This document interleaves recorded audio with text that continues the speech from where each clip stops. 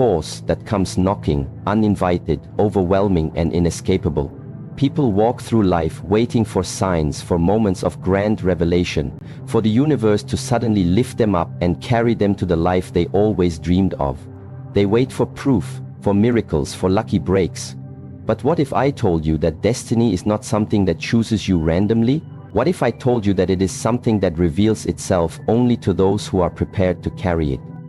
This idea can be found in many forms. Sometimes it comes in the form of a story passed down by monks, where a young warrior seeks purpose in the mountains and is told by the master, "When your heart is ready, the path will appear."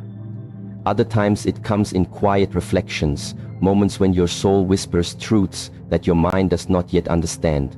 But occasionally it takes a physical form, something small, something overlooked, yet deeply symbolic. A line on your hand. A mark you didn't ask for, but one you now carry. People look at this line and ask, does this mean I'm chosen? But that is the wrong question.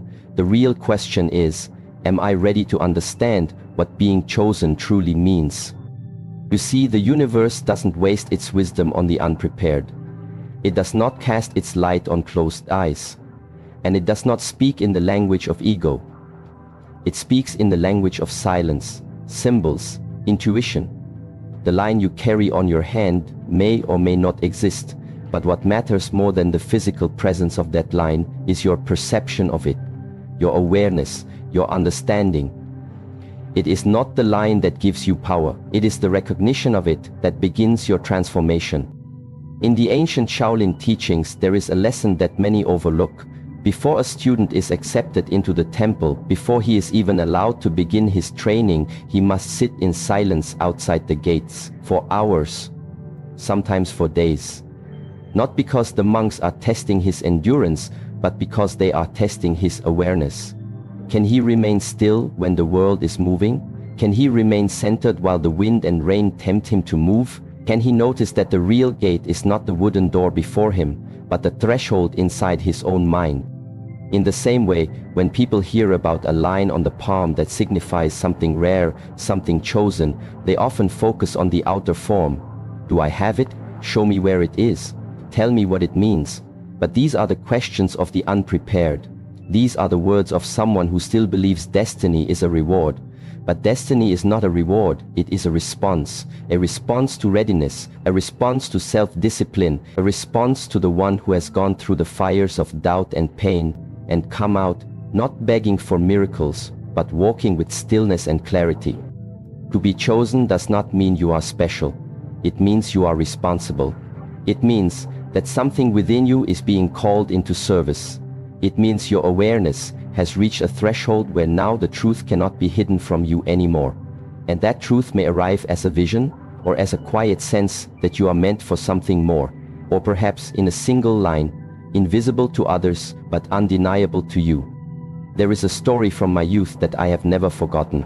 A fellow student in the temple had trained for years, strong, sharp, intelligent, but prideful, always seeking approval, always wanting recognition. One day, our master spoke to us about the line of destiny. He said there is a line on the hand that reveals your calling. Not all have it, and not all who have it understand it. Immediately the student examined his hand, searching, calculating, comparing with others. He found a line that matched the description and smiled with satisfaction. "I have it," he whispered to himself. From that day on, he carried himself as if he was different, better. He believed that the universe had chosen him above the rest. But what he didn't realize was that in doing so, he had already failed the lesson. Because being chosen does not elevate you above others. It humbles you beneath the weight of purpose. The master later approached him and said, "You may have the line, but you do not have the sight. You saw with your eyes, not your awareness." And just like that, the student was asked to start his training from the beginning.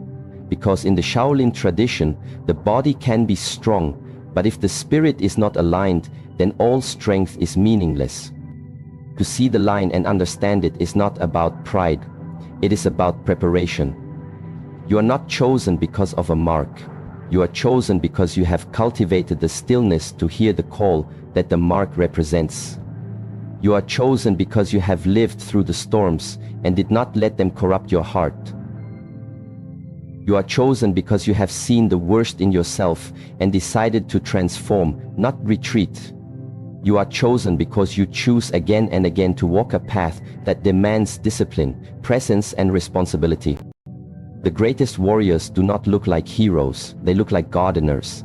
They wake early, they water what must grow, they remove what must not, and they repeat day after day. That is how destiny recognizes them, not through fame, not through applause, not through gifts, but through habits. So let's return to the idea of the line on your hand. Whether it is there or not is not the point. The point is, when you look at your hand, do you see the symbol of potential? Do you understand the sacredness of your own being? Do you recognize that your existence is not accidental and that every scar, every pain, every joy has prepared you for a deeper calling? The hand is a tool. It holds, it builds, it strikes, it heals. The line then becomes a reminder, a sacred reminder that your life is not for wasting, that time is not infinite, that your breath is not guaranteed. If you have the awareness to see that, then you are ready. And if you are ready, then you are already chosen. And yet, even in this truth, there is more, because readiness is not a one-time event. It is a daily practice. You may have seen the line today, but tomorrow, if you forget to live with presence, the line disappears. Not from your hand, but from your spirit. Destiny is not permanent. It must be earned over and over. Not through achievements, but through alignment. A monk wakes each morning not wondering what he will receive, but asking what he will become. That is the mindset of the chosen. Not what does the world owe me, but what can I offer to this moment? The line becomes your teacher. It reminds you, stay awake, stay grounded, stay clear. There are thousands of people who have more talent than you, more opportunity, more resources, but few will ever know what it means to be truly chosen, because they never ask the real questions.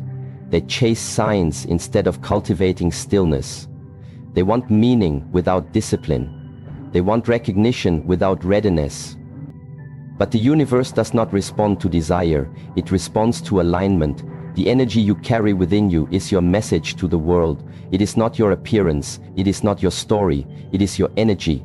And that energy is shaped by your habits, your thoughts, your intentions, your breath. So the next time you look at your hand, pause. Breathe.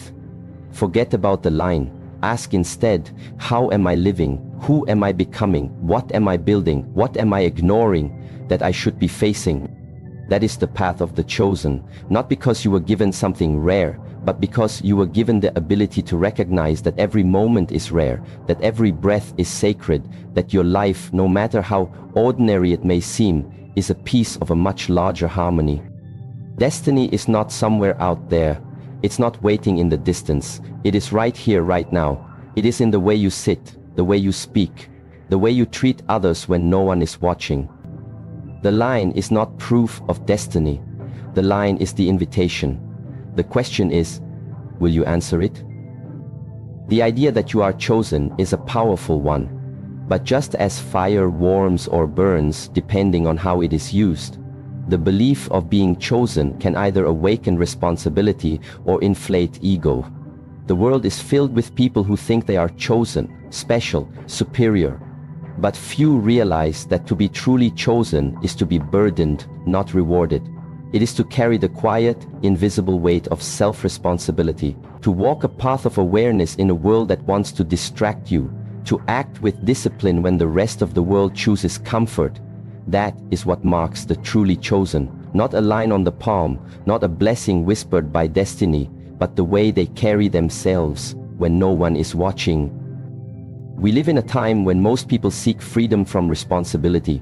They want the rewards without the path. They want the strength without the struggle. They want clarity without the silence. And most of all, they want meaning without the discipline required to shape it. But that is not how life works. That is not how the universe operates. Everything in life comes with a price, and for the chosen, the price is inner responsibility. What is inner responsibility? It is the decision to no longer blame, to no longer complain, to no longer wait for someone to fix you, heal you, guide you, or save you. It is the inner fire that burns through excuses. It is the willingness to stand still and face your patterns, your shadows, your truth.